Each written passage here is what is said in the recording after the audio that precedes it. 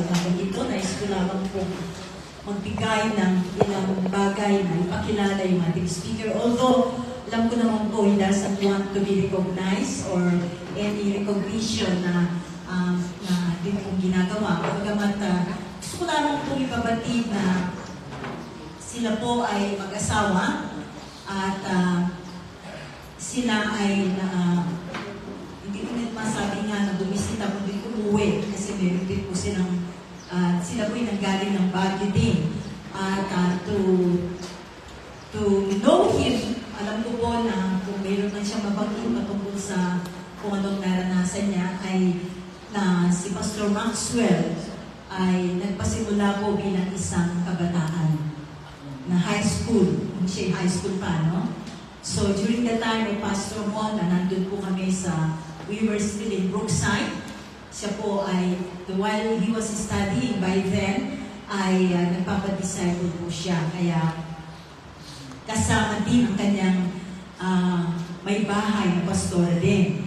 Na nung sila po ay lumipat sa Portugal, ay ginamit sila ng Diyos and they started by, or through, I believe, sa park, nag-evangelize sila, they praise and worship the Lord in the park, hanggang may mga tao na kanila pong naakay at doon nagsimula ang isang gawain. So, alam ko po na masigit niyang may patutuo ito kung sakali man ito kailangan. But without any further ado, nais ko pong pakilala ang ating tagapagsalita from Portugal, na si Pastor Maxwell Bautista. At sa Panginoon po ang palakpak natin. Amen. So,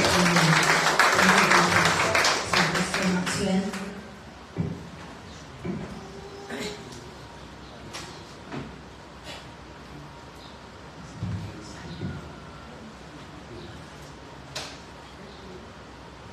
Amen. So Diyos po lamang ipupuri at pagsamba. Nagagawa po kami na napaligmuli kami para makipag-fellowship po sa inyo. It's our heart's desire na makasama kayo upang itaas ang Panginoon sa lugar na ito. And truly, we have felt the presence of God. Amen? Anyone who really felt the presence of God today? Amen! Praise the Lord. So, bago po ang lahat, nais ko po na tayo tumayo at manalangin and ask the Lord for help. Hallelujah. Oh, hallelujah. Lord, salamat po Panginoon sa pagkakataon na ito na ibinigay mo sa bawat isa sa amin. Dumako sa lugar na ito ang iyong bahay-sambahan upang itaas ang iyong pangalan, makipag-fellowship sa iyo Panginoon, maranasan ang iyong presensya. At sa mga salita mo, Diyos, na siyang maihahayag sa pamamagitan po ng iyong mga lingkod. I pray for your anointing, O God. Anoint my lips, and anoint these words, Lord. Anoint the listeners as well, O God. Na maging bukas po ang aming spiritual na tenga, ang aming puso, Diyos. Natanggapin ang iyong mga salita, O Diyos. Nawa magkaroon nga ng, Lord, manifest presence, O God. Lord, ng miracle, O God, sa lugar na ito, Panginoon. Ng revival sa aming puso, Diyos. A longing, O God, a yearning for your presence, O God, for your spirit in this place, O God. I acknowledge, Lord, that I am nothing. I cannot do anything apart from you. And each and every one of us, Lord, truly acknowledge our nothingness apart from you, Lord. Walang-wala pa kaming magagawa kung wala ka sa aming mga buhay. Kaya manguna ka, Panginoon. Ikaw po, Diyos, ang mangusap. Let your spirit freely move in this place, O God. Alam po namin, O God, na nandito ka sa aming kalagayan. Salamat po, Diyos. Salamat po sa iyong gagawin. At sa lamang namin ibabalik lahat ng papuri, lahat ng pagsamba sa tanging pangalan lamang ng aming Panginoon Jesus. At ang lahat ay magsabi namin. Amen. Can you be seated? Praise the Lord. So, sa umagang ito ay akin pong dadalhin ang mensahe ng Panginoon about the fear of the Lord.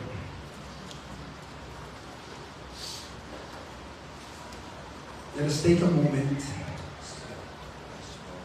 and just acknowledge the presence of God.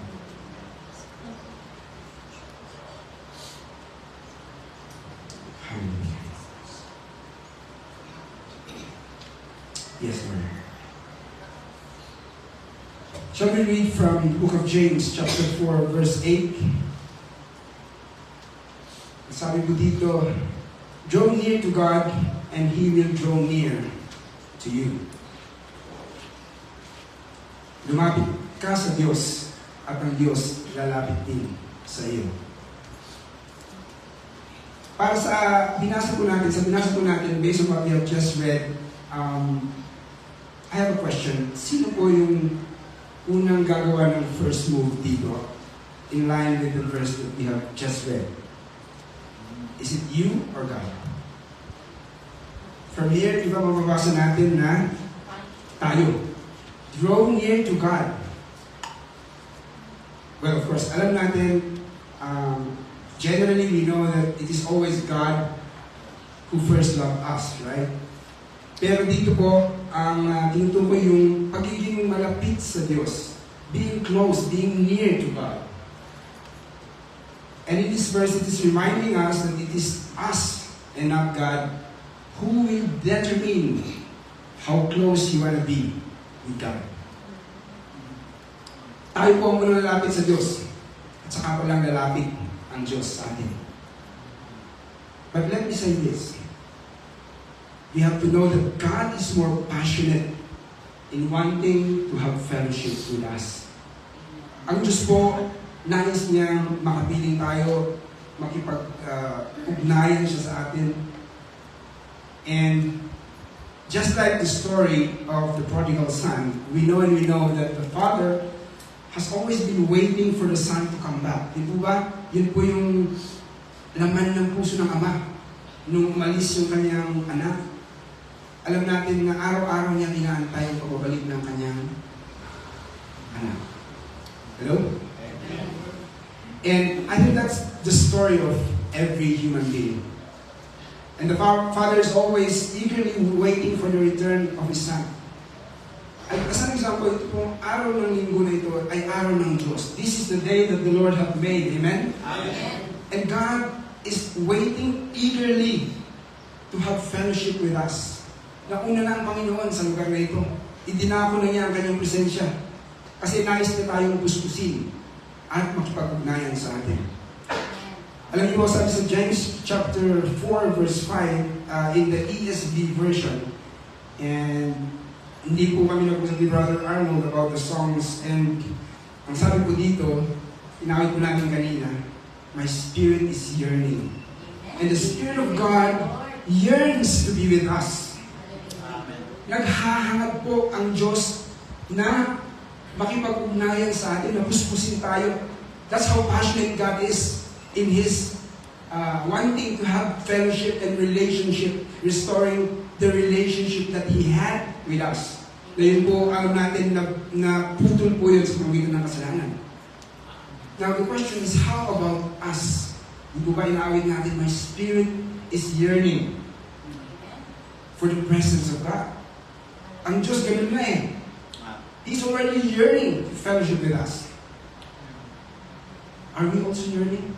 Amen. Or is it business as usual? May tanong po ako, do you know how much God wants, to fellowship with us? Or ilang, kung paano tayo iniisip, how God thinks of us. Alam po ba natin, basahin po natin sa Psalms 139 verse 17 to 18.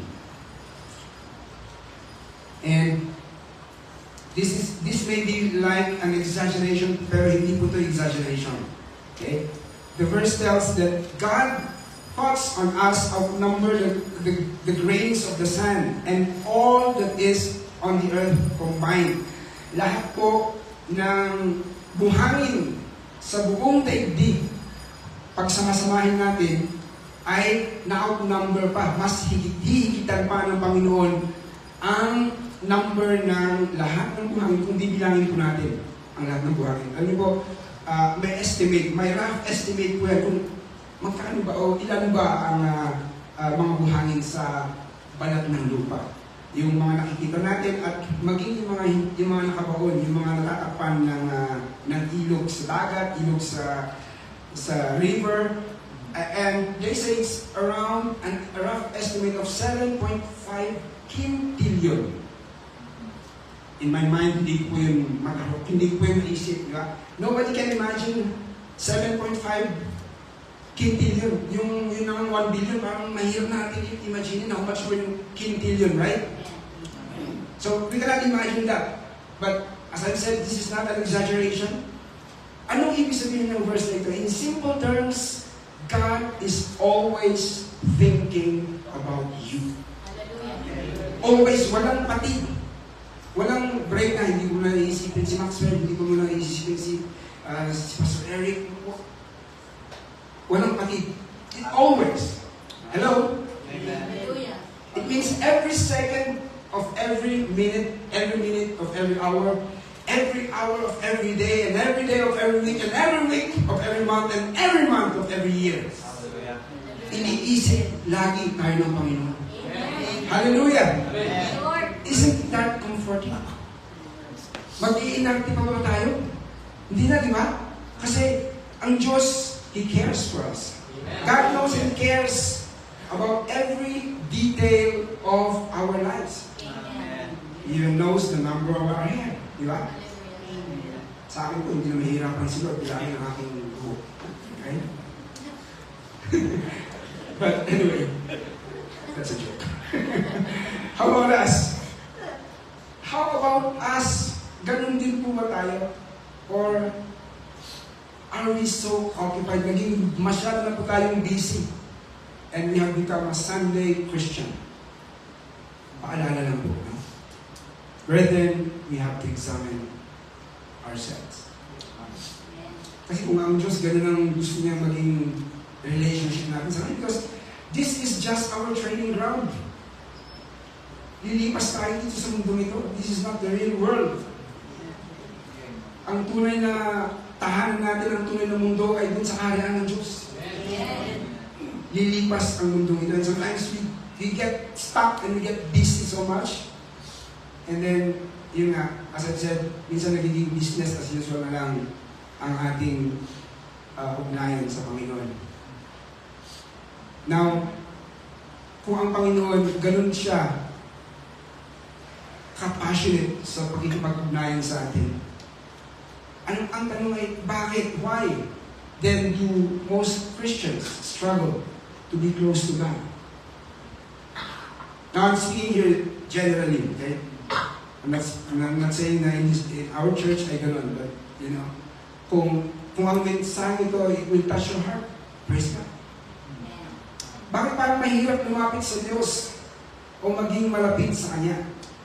Kasi po, meron pong pundasyon sa buhay ng isang Kristiyano kung paano tayo magiging malapit sa Diyos. At minsan, maaaring itong pundasyon na ito ay hindi naitayo or na-miss natin. Now, itatagpuan po natin sa versikulo 89 ng Book of Psalms, kapitulo I should say, 89. Psalms 89 verse 7. Basahin po natin sa New King James Version.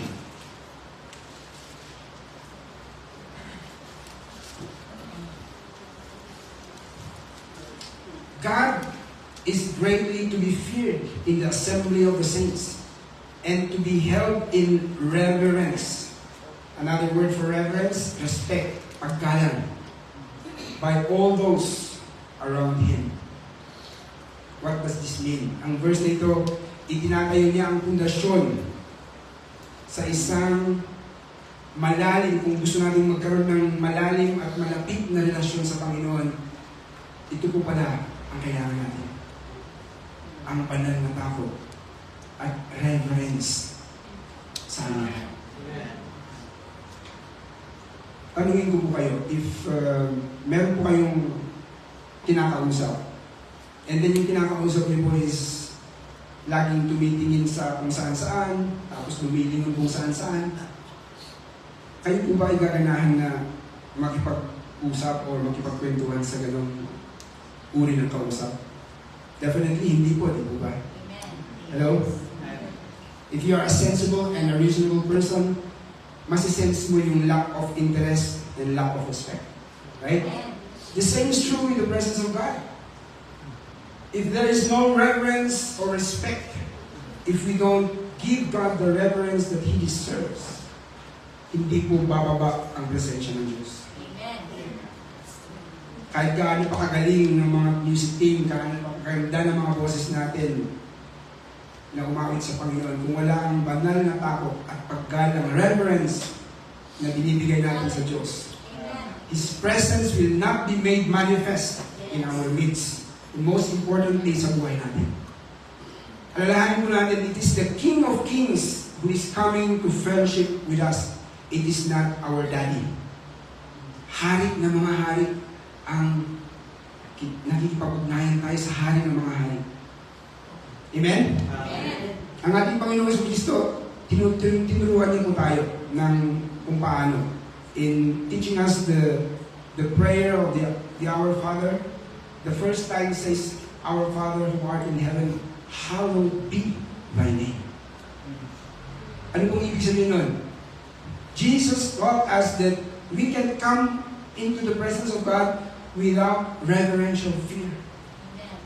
Na kung walang banal na takot sa ating puso, hindi natin mararanasan ang overwhelming presence ng Panginoon. Hallelujah! Amen. You know, the prophet Isaiah prophesied about the Messiah, and he wrote in Isaiah 11, verses 2 to 3, in the NIV version, sabi niya dyan na Jesus knew and delighted in the fear of the Lord. Isaiah wrote about Jesus Hallelujah. some 700 years before the birth of Jesus, na isulat ni Prophet Isaiah ang bagay na ito. Binigay ng Panginoon ang lahat-lahat sa ating Diyos because Jesus knew and Jesus delighted in the fear of God. Alam ng Panginoon kung paano ang banal na takot at kung He delighted in the fear of the Lord. The spirit of wisdom and understanding binigay ng Ama sa Kanya. The spirit of counsel and might binigay ng Panginoon Diyos sa Kanya. The spirit of knowledge was given to Him because He had the fear of God. Amen. Now, alam po natin, no, ang story ni Haring Solomon, that he lost the fear of the Lord. Because he tolerated pagan worship and the worship of idols. Anong consequence? Naging bitter siya. Naging foolish at tumigas ang kanyang puso. Kaya, kung babasahin mo natin ang aklat ng Ecclesiastes, nakikita natin doon yung, in my opinion, no, one of the most bitter statements in the Bible, it says, all is vanity. Without even any mention of God. Kasi parang naging ungrateful siya sa lahat ng meron siya. Diba? Siya yung pinakamayaman, siya yung pinaka-powerful, siya yung pinaka-matalino, wise that ever lived the earth. And yet, when he lost the fear of God, hindi na niya nakita yun. At sabi niya, walang kwento lahat ng ito. On the contrary, kung babasahin natin, ang sinabi ng Apostol Pablo, sabi niya, itinuturing kong lahat ay basura. I count it all as dung. But, tinuloyan niya. Ang sabi niya, para makamtan ko si Kristo sa buhay ko. Amen. Iba po yung gano'n, diba? Amen? Amen. And so, importante po mga kapatid, na yung fear natin, yung godly fear, ay huwag mawala. Hallelujah. Kasi minsan, sa mundong ito, ay we can be, you know, like the parable of the soil, na kung saan machuchoke yung buhay ni Kristo sa puso natin. Ma-overwhelm ito ng mga cares of this world. Yung fear natin, unti-unting nawawala. Just like Solomon. He feared God, kaya naging wise siya eh. Kaya nga binigay ni Lord ang wisdom sa kanya kasi he feared God. And then nung nawala, he downfall. He spiraled and became worse. So, Paul, the Apostle Paul, points to Jesus. Amen? Pinupoint niya lagi ang Panginoon. While King Solomon, when he lost his fear of the Lord, he became bitter and ungrateful. Naging negative lahat yung nakikita niya.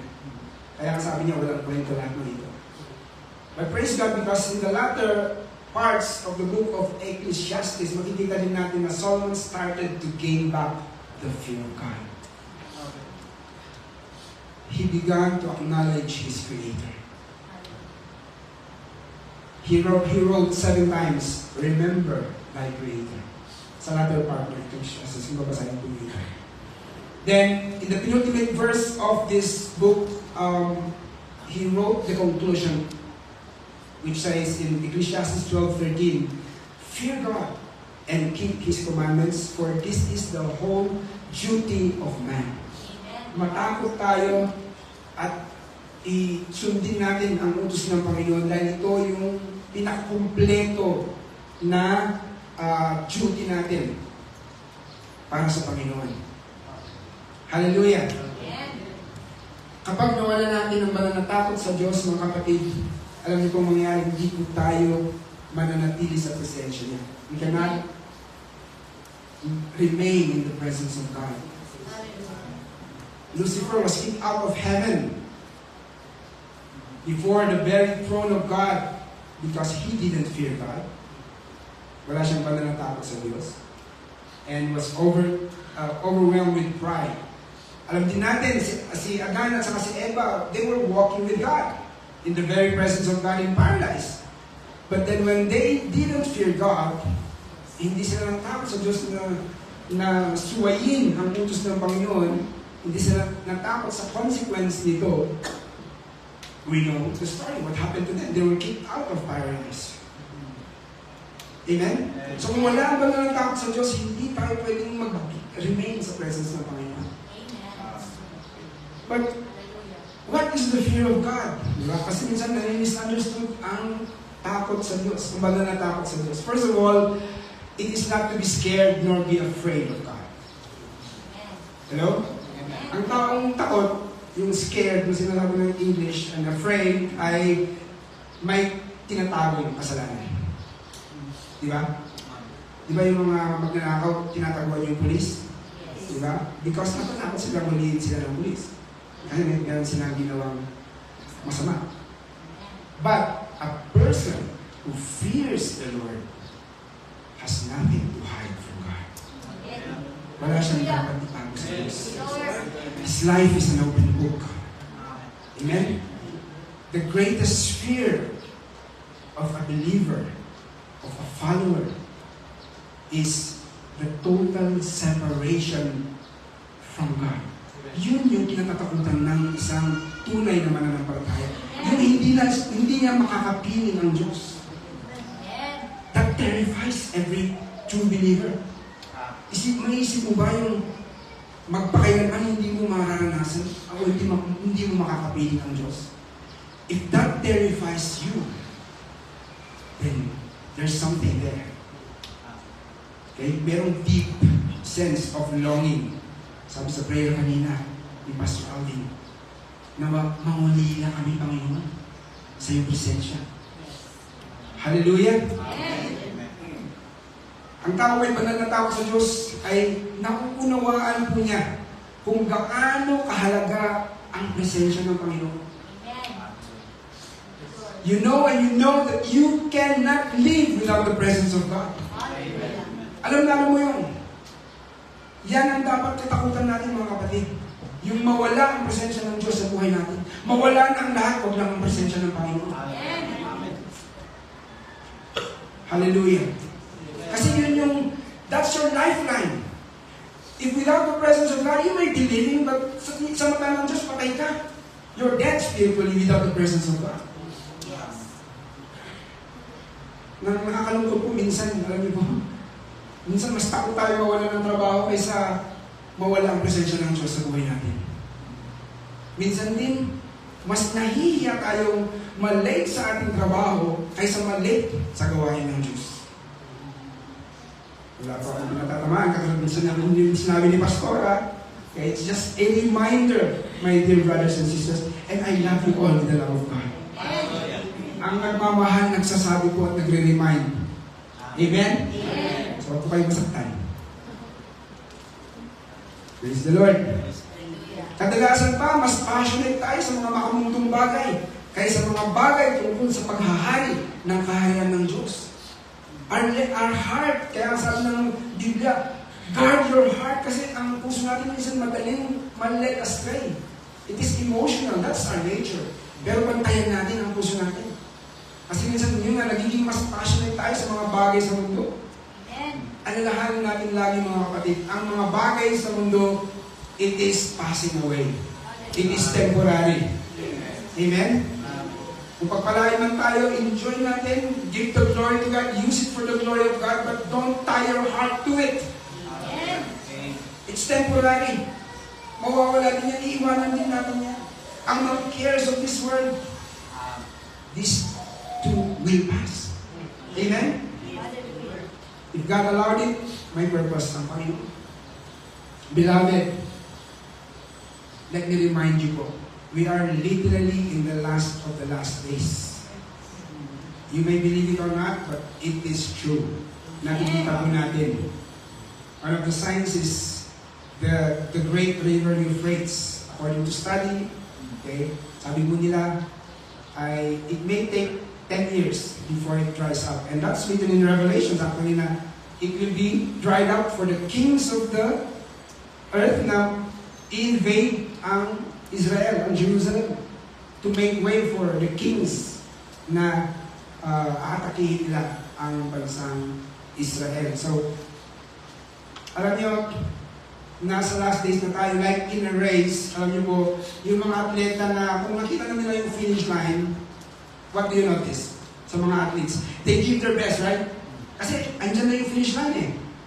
Wala pa po tayo nakitang race na andyan yung finish line and then yung mga athlete parang nag-relax. Diba?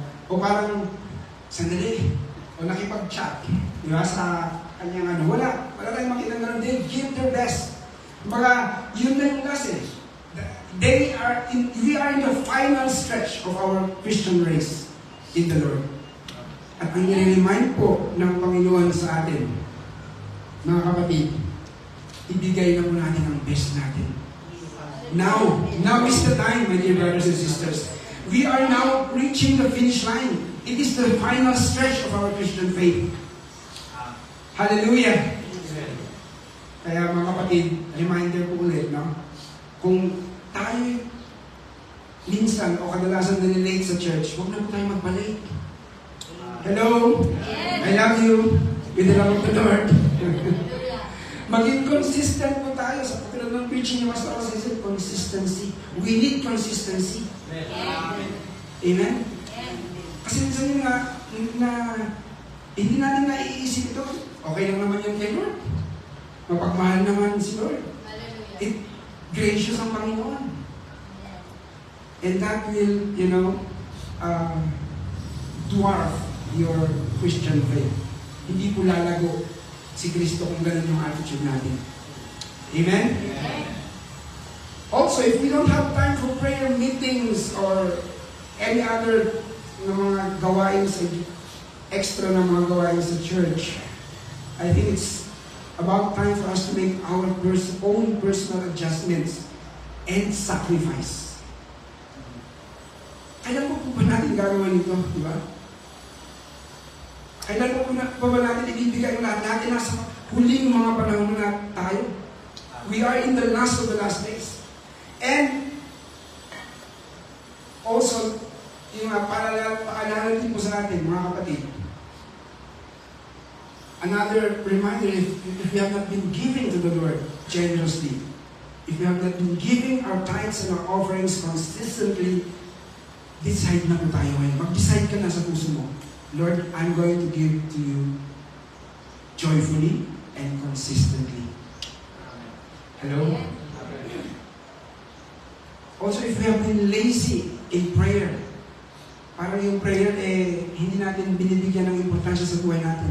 Also, the reading and studying of His Word, it's high time, mga kapatid po, na minamahal, na disiplinahin natin ang ating katawan ng isipan. Give time to the Lord. Ang Diyos, binibigay niya lahat at ang kanyang isip at ang kanyang lahat-lahat ibinigay niya. Inaantay din ni Lord ang same response sa atin. Hallelujah. Hallelujah. Mga kapatid, when we fear God, the things that I have mentioned back ay hindi po ito struggle. Parang napakahirap naman yung sinasabi mo.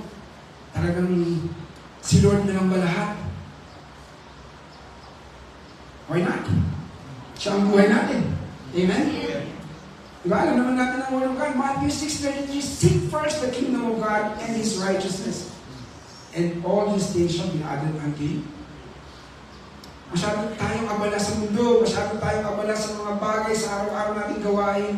And then, yung nakakaligtaan natin ng ating ugnayan at pagiging malapit sa Diyos. Yung nga yung balikan natin ang versikulo natin kanina. Draw near to God. Inaantay ni Lord na lumapit tayo sa Kanya. It will not be given to us on a silver platter. Na parang si Lord na lang ang talagang aakailangan sa atin. Gusto rin ni Lord na makita yung effort natin. Amen. Hello? Work out your salvation with fear and trembling. We have a part in that salvation. We are not adding to what the Lord has done. But tinitignan din ni Lord yung puso natin na masigasig pa tayo. O, as I've said a while ago, parang business as usual na lang ang Christian life. It's high time na mas stir up yung passion natin sa Panginoon. I hope and I pray na yung magkaroon tayo ng level up. Kung dati ganun stagnant yung growth natin, laging, it's always the same. Parang routine, we have to come out of that. Break out of that. Lumaya tayo doon. Hallelujah. Kung kulang tayo ng passion kay sa Lord, hingin natin, Lord, make me more passionate. Yung prayer natin kayo, yung kinakanta natin kanina, Lord, I long for you. I long for your presence. Lord. Kailan pa mga kapatid kong minamahal? Pag nandyan na, tumutulog ng trumpeta, no more. Hallelujah. Amen.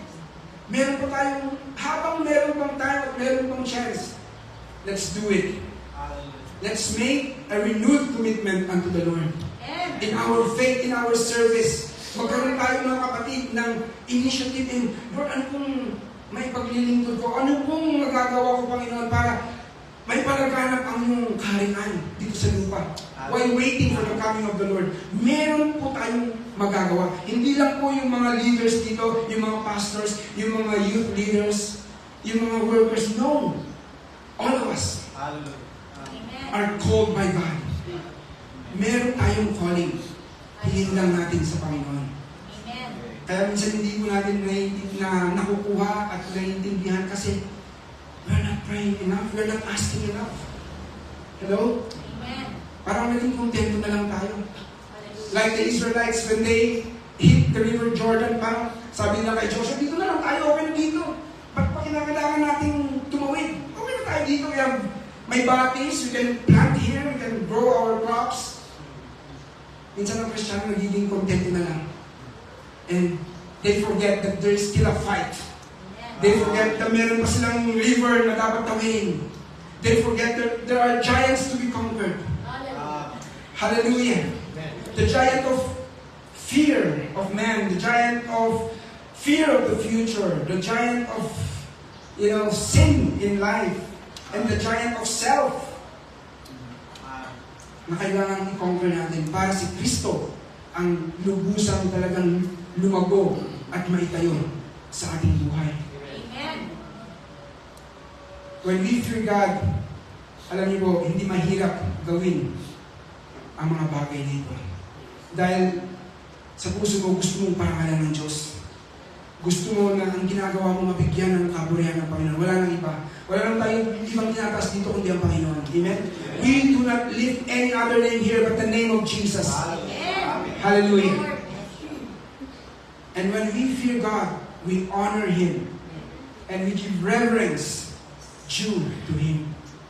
Binibigyan natin siya ng sapat at karapat-dapat na paggalang. Hello? Lord.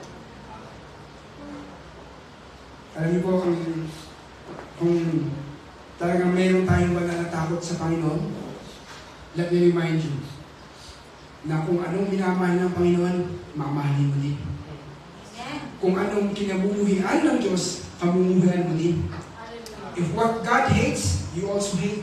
What God loves, you also love. Hello? Amen? What is important to God, it is also important to you. Hindi sapat na you dislike what God hates because the Lord hates it, then you and me shall hate it too. Anong sinasabi mo, Pastor? Si Lord may hate siya? Yes, God hates sin, right? He loves the sinner. Pero ayaw na ayaw niya kinamumuhian niya ang kasalanan. Kaya nga yun yung ginawa niya eh. He made a provision for us not to be living in sin so that we can overcome sin. Kasi He's holy. And He cannot fellowship with us if we are filled with sin. Amen? Maalala ko yung preaching ni Pastor Mon. Tubig at langis. Di ba? Pilitin mang magsamay, di rin tatamis. Hindi ko na lang po kakantayin. Just, holiness and sin is just the same. Hindi po pwedeng magsama. Kaya nga, yun ang ginawa ng Panginoon. He wants to save us from our sin. And minsan tayo, hindi natin nababantayan at naaakit tayo ng mundo at ng kasalanan. We need to repent from our sins, my dear brothers and sisters. Kung ano yung parang okay-okay lang, ngayon huwag na. Huwag nang maging okay-okay lang. Huwag natin, we should not fall into the mistake of making excuses for our sins. We should call our sin before God. Amen? At hingi natin, mag-repent tayo. Para sa ganun, tunay na dumaloy ang kanyang presensya sa ating buhay. Mapuno tayo ng kanyang anointing power. Hallelujah! And that anointing will break every yoke in our lives and set us free. Hallelujah! Purihin ang Diyos. Alam natin ng Panginoong Jesus is the anointed one of God because He was set free from sin because He hated sin, right? Minsan, nagiging masalimuot o di kaya magulo ang sitwasyon ng buhay. Bakit kaya no? Kasi minsan sa ating buhay, hindi natin namamalayan, parang tinotolerate natin ang kasalanan instead of staying away from it. If God's people, at tayo, ang mga hinirang ng Diyos, if we really want to experience the fullness of the presence of God, we need to have a profound reverence, isang malalim na paggalang, isang malalim na pagrespeto sa presensya ng Panginoon, sa kanyang kabanalan. Having a deep attitude, having an attitude of deep love for God. Yung passion natin na nawala nasapawan o natapunan ng mga bagay sa mundong ito, kailangan muli nating buhayin. Let that oil, we should be filled with the oil and be burning for God. Hallelujah. Ngayon ang panahon, mga kapatid. Hello? Andiyan pa po tayo? Are we still alive in God? Amen. Hallelujah. God is not only our loving Father. He is also our great and mighty King. Alalahanin natin lagi yun. Isa siyang dakila at mighty King. Strong and mighty in battle. Na minsan, hindi natin naiisip o nawawala sa ating puso. He's a mighty warrior. But at the same time, He is the lamb sacrifice for our sins. And what He did, ang ginawa niya, He was willing to give His life for each and every one of us. Mga kapatid, huwag natin kaligtaan. At huwag natin kalimutan na lagi sa puso natin manatili ang banal na takot sa Diyos. Katulad ni Isaiah, he was a prophet of righteousness. But then, maalala niya sa kanyang sarili. He's preaching about righteousness and sinasabi niya, pinaalalahanan niya ang lahat ng mga tao sa mundo about living in sin. And yet, nung siya mismo naalala niya na siya mismo ay isang makasalanan sa harapan ng isang holy God, he wrote, "Woe is me. Woe is me." Hello?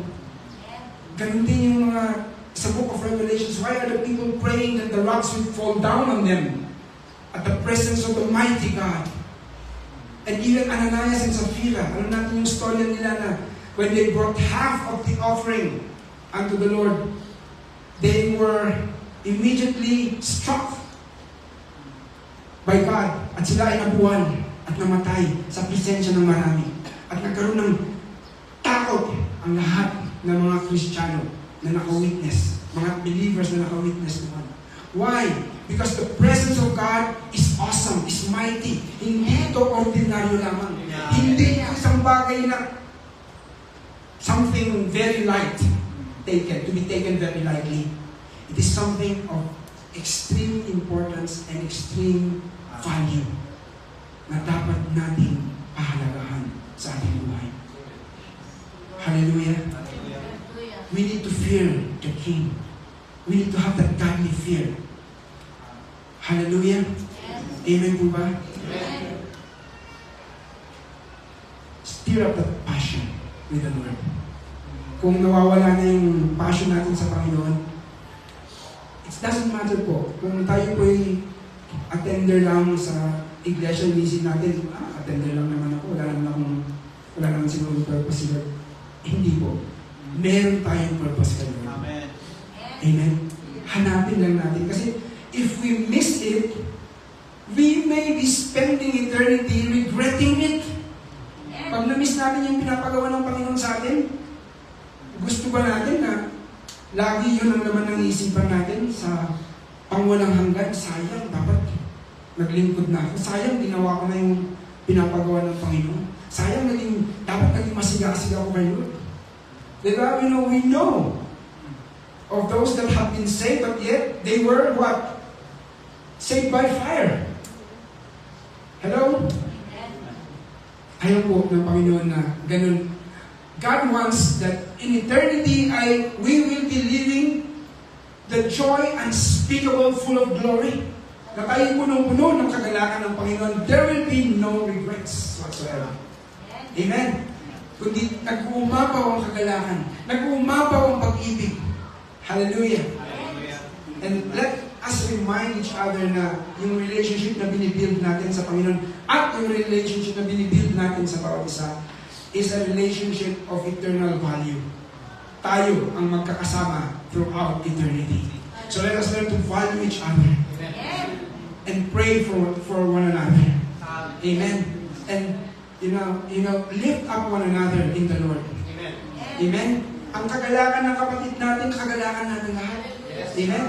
Ang kapighatian ng isang kapatid natin, kapighatian din natin. We share in the burden of each other. Hello? I think kung ganun yung attitude natin, makikita natin clearly kung ano ang plano ng Panginoon sa buhay natin. At hindi lang tayo we go by the motions. Basta ganito na lang ang buhay ko. Okay, gumising sa umaga, mag-almusal, go to work. Ganun na lang ba ang buhay? Eat, drink, and be merry for tomorrow we die? No. There's more. There is more to this life. There is more of God in your life. Gusto ng Panginoon mag-level up tayo until we reach the summit.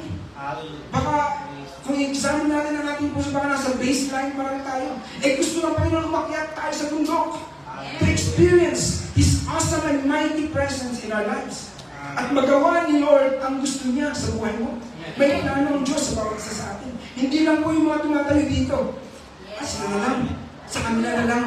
Sila na lang ginagamit ng Panginoon. Don't think that. Otherwise, you're closing the doors and the plan of God in your life. Amen? Stir up the passion in God. Hallelujah. I hope and I pray na meron po tayong, napaalalahanan po tayo sa kung ano ang mensahe ng Panginoon sa atin. Amen. Sa generally in the body of Christ, not only in our church, sa katawan ni Kristo, yun, I believe, yun ang sigaw ng Espiritu ng Diyos sa bawat isa sa atin. Purihin ang Diyos. Let us all stand and give reverence unto God and get back the fear of the Lord in our lives before it's too late. Hingin natin sa Diyos na ibalik niya kung nawala man ang pananatakot natin sa Kanya. Oh, hallelujah! Hallelujah! Jesus, Jesus, Jesus. Pray, pray, dear brothers and sisters. Manalangin po tayo. Don't just remain there. Just communicate with God. Speak to Him from your heart. Kausapin mo ang Diyos sa oras nito, mga kapatid. Hallelujah, hallelujah.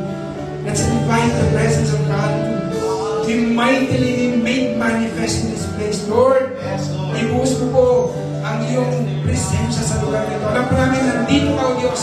Hipuin mo po ang bawat isa na narito, Panginoon. Lord, Jesus, stir up, O God, our hearts, Lord. Pour out, O God, your oil in our lives, Lord, that we may be burning for you, O God. Let us burn for you. Hallelujah.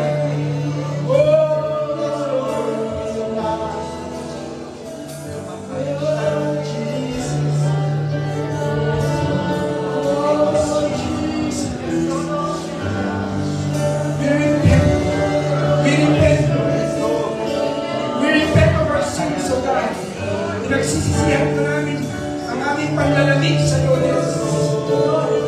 Ang business as usual na attitude ng puso namin, Lord. Pinagsisisihan mo namin ito, Panginoon.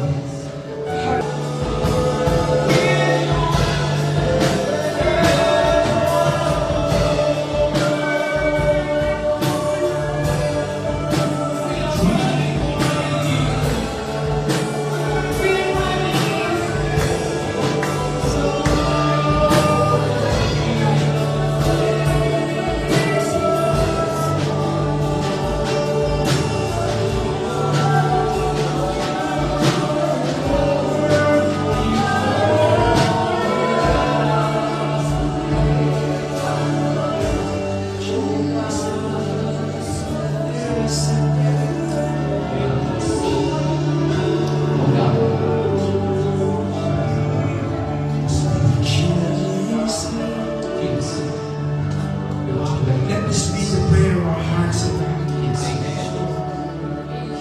Punuin mo kami, Panginoon, ng iyong oil.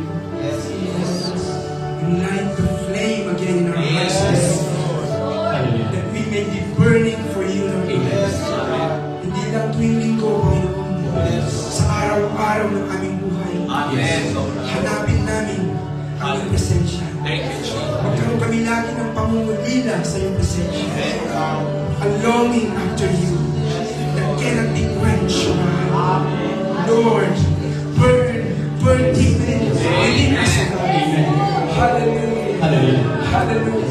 Consume every one of us, Lord, with your fire, Lord, that nothing will remain of us, but that only that belongs to you, Lord. Ikaw lamang ang manatili sa buhay namin, O Diyos. That we may continually decrease and that you may continually increase. Hallelujah. All the glory and honor, all the power and adoration belongs to you alone. In the mighty name of our Lord and Savior Jesus Christ. Everybody will say,